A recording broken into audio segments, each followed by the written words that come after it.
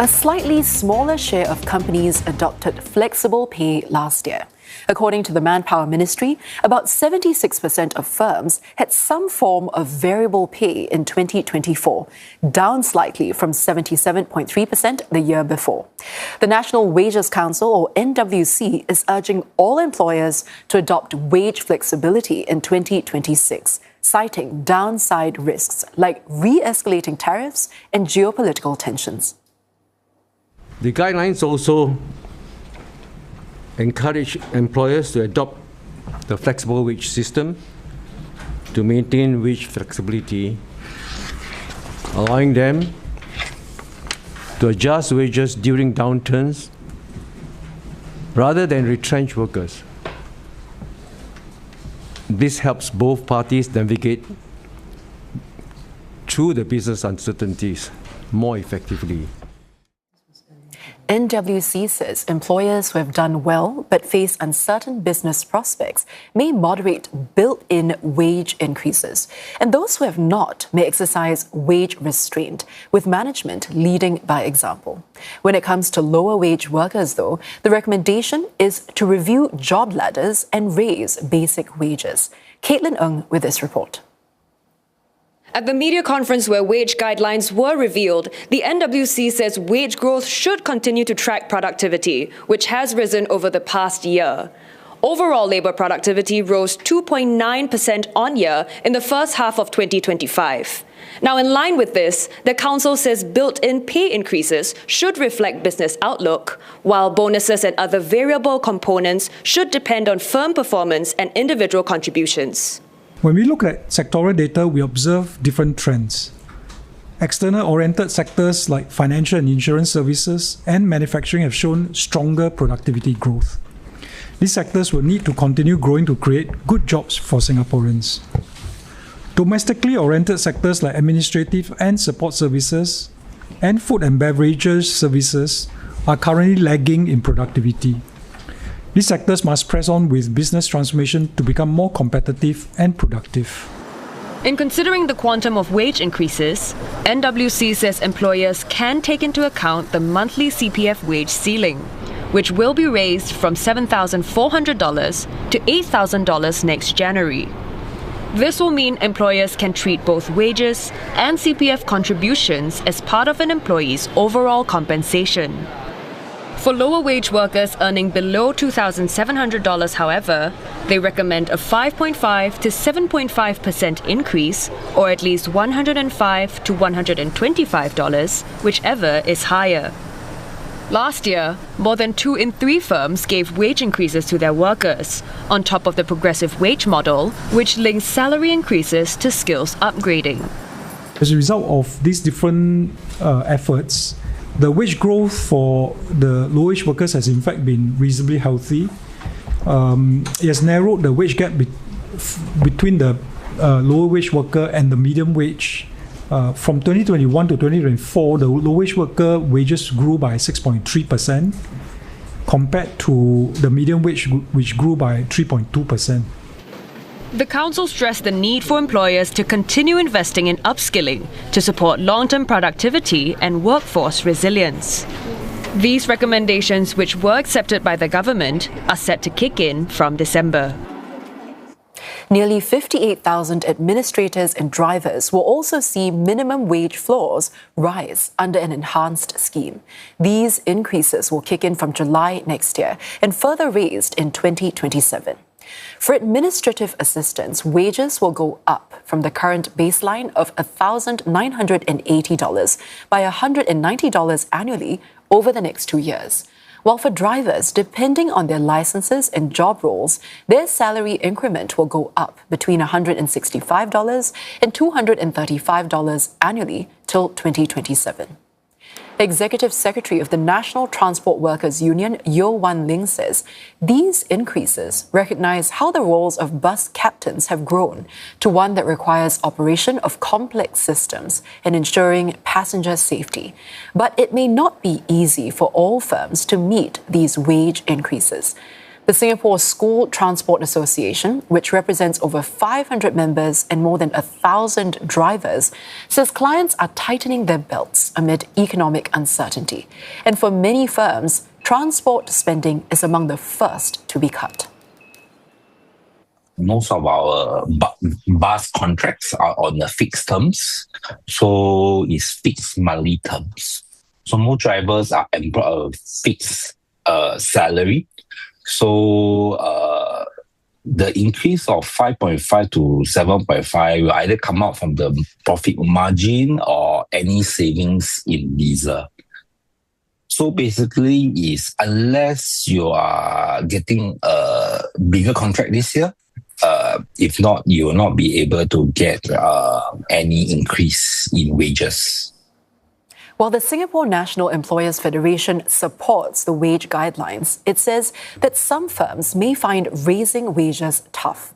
Concerns include revenue streams, cost pressures, and cross-border issues. It's urging for employers to regularly review market benchmarks and adjust wage ranges to remain competitive. When you translate to actual dollars, it's quite a sizable number for a lot of businesses, and I can understand where not all businesses can adopt that. But I think we continue to try and preach a message that look at your workforce. If your company can accommodate some of these increases, try, because it's not a very good idea. And I think all of us can employers relate to if the lower wage in the company continues to remain lower wage and the gap widens. The labour movement says a flexible wage system will help employers stay nimble in uncertain conditions to cut costs instead of cut jobs. It adds that employers should share the gains from better productivity and reward workers with wage increases that are fair and sustainable. Labour Chief Ng Chee Meng also says that the guidelines help recognise contributions of platform workers who have been included for the first time. They will have access to training and career planning opportunities. It's especially important as NTUC says digitalisation and AI-driven changes mean that firms need to transform and invest in reskilling and upskilling. This includes redesigning jobs to lift productivity, build long-term capabilities, and set aside budget for skills upgrading. Besides the CTC, or Company Training Committees, we have a big push to help workers to grapple with what's happening.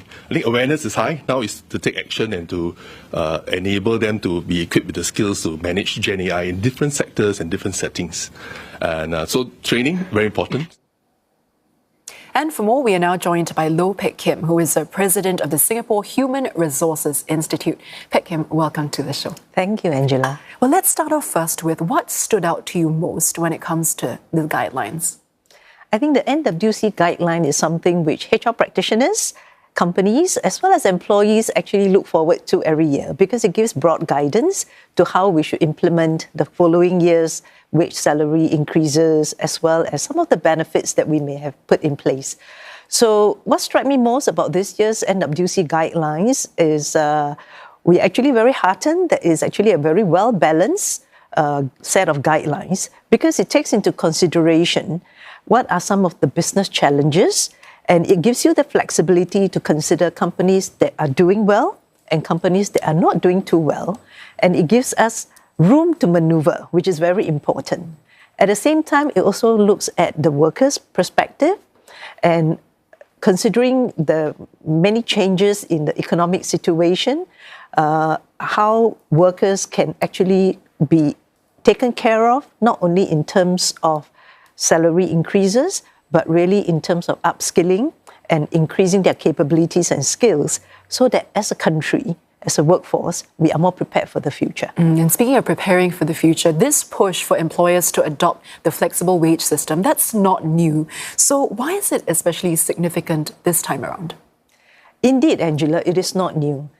We talked about flexible wage system, 20 over years ago.